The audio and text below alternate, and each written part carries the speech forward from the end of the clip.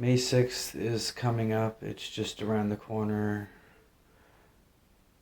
And it's been the most horrific time for us. The most unpleasant experience with police department of Truro.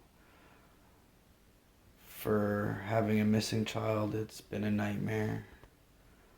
Let's all take a moment and remember. Let's support Dylan. Let's bring Dylan home. The whole world fell apart right there. A child vanishes and a desperate search begins. I'd do anything to get that time back. Anything. We didn't expect people to reach out like they have been.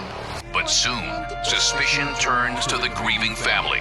It felt as if like everybody just, turned on me. There were pieces in her story that I'd be a little concerned about. Did you have anything to do with the disappearance of your son? If you've ever lost sight of your child, even for just a fraction of a second, you know the terror that sets in. Now imagine living with that feeling for a year and a half. Tonight, a 1-hour special into the disappearance of a 3-year-old boy in Truro, Nova Scotia. How the mystery has fractured a family, divided a community, and raised some serious questions about the way the case was investigated.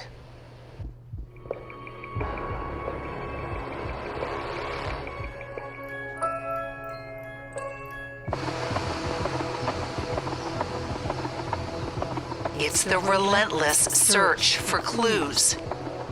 Any shred of evidence. So I think the plan today is we're gonna check this entire area in case we miss anything. It's the wide-awake nightmare of losing a child.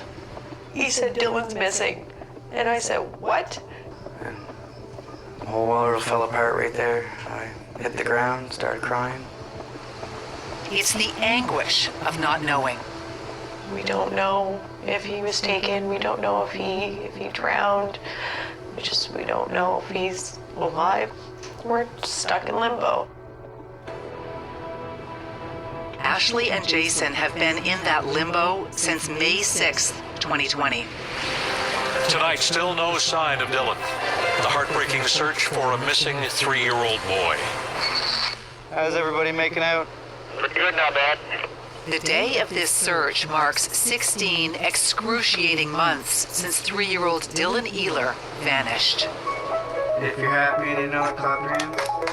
If you're happy and you know it, clap your hands.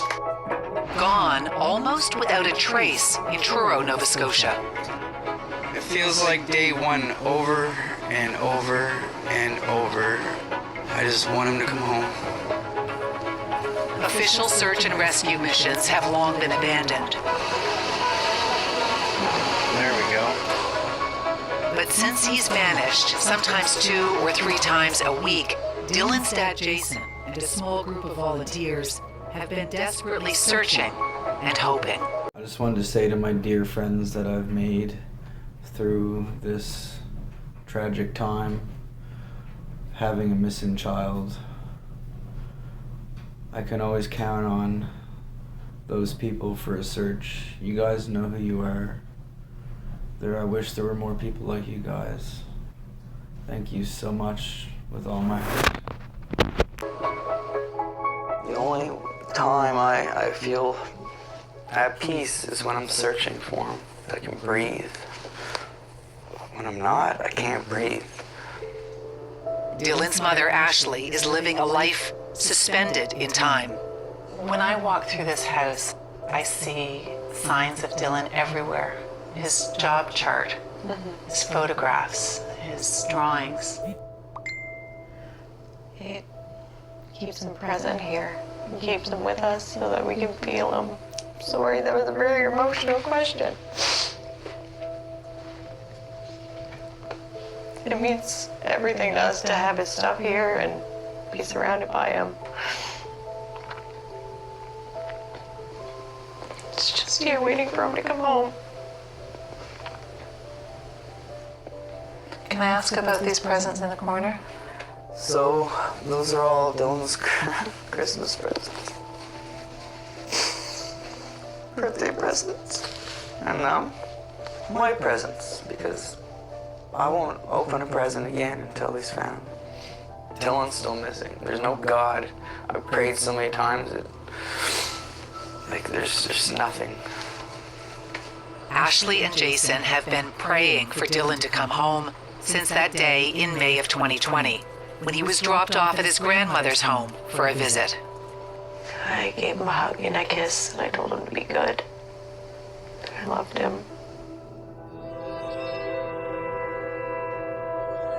It doesn't change. It's day one, every day, all day. Years have gone by. It's almost been 2 years, and I feel the same.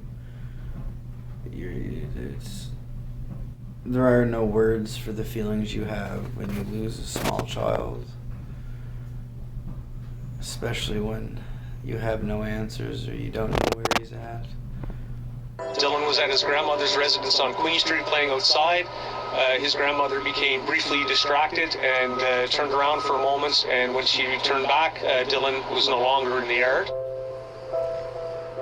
So many what ifs, woulda, shoulda, couldas, like, and that'll probably be with me the rest of my life. Dorothy Parsons is Ashley's mother, Dylan's grandma. On that last day when you were with Dylan, what was he like? He was a very happy little boy that day. Very happy. And I'll never forget that little smile. I'd do anything to get that time back. Anything. This is the last place where Dylan was seen. Can you walk me through what happened on the day Dylan disappeared? I decided to bring him outside to play. So we come over to here, and I just kind of get the dog, and I got her chain. And then after I got her hooked up, I turned around, and he's nowhere. What I see there watching that is guilt. How do you lose track of a child in that particular area? That doesn't even make sense. And one day we will have the answers. The police immediately focused on a brook behind her neighbor's backyard. Search and rescue crews battled high waters and raging currents before making a discovery that evening: rubber boots. One was found in the brook, in Leper Brook, probably closer to the property that the family owns, and then one was found further down the brook. When the chief came in, he had a picture of boots on his phone, and when I seen them, I knew that they were his, and that was it. I started bawling and knew that they were Dylan's boots. Sadly, we found out on social media about the boots and weren't sure if it was true or not. And then the chief came over that morning. That was one of the big issues we had.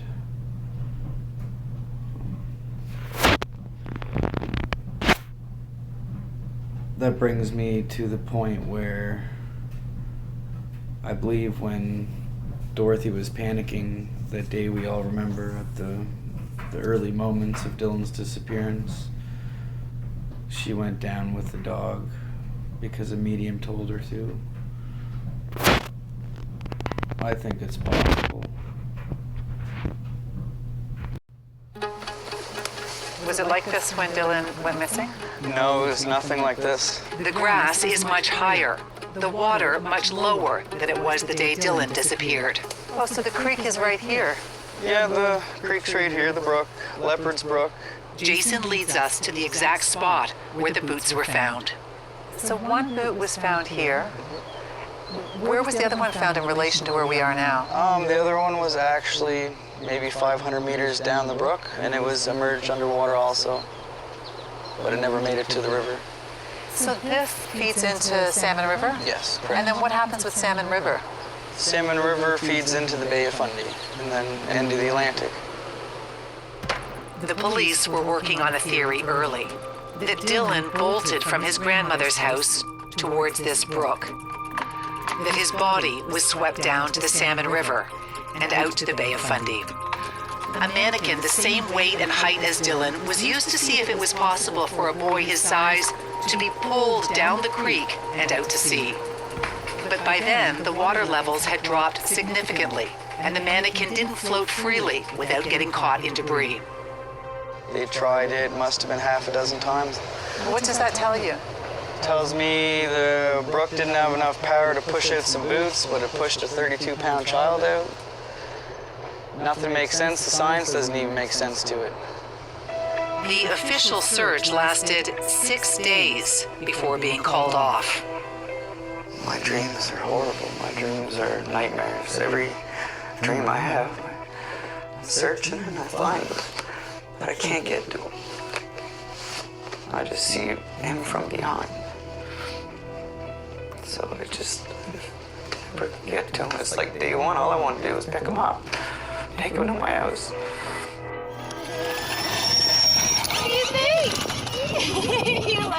The mystery of what happened to Dylan has consumed his parents and the small town of Truro, population 12,000. In the early days, the community rallied around Jason and Ashley, leaving boots out on their front porches, creating a memorial with Dylan's favorite toys and blankets, volunteering for searches. This is Ashley 1 week after her son disappeared. We didn't expect people to reach out like they have been. It's a small comfort that people are out there helping and, want to bring them home as much as we do. The days and weeks dragged on without any signs, any clues beyond those rubber boots. 1 month after the disappearance, Jason and Ashley announced a crowd-funded $10,000 reward in the event that Dylan had been abducted. Please bring him home because I need him. We miss him. He's everything.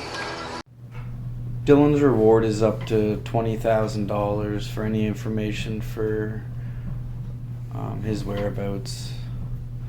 If anyone out there has him, please bring him home.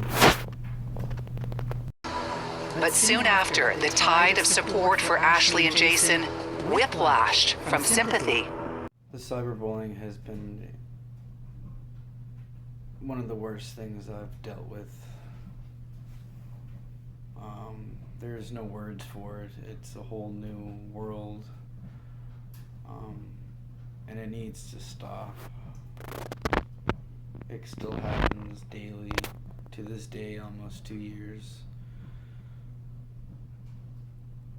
And one day we will figure out who you are.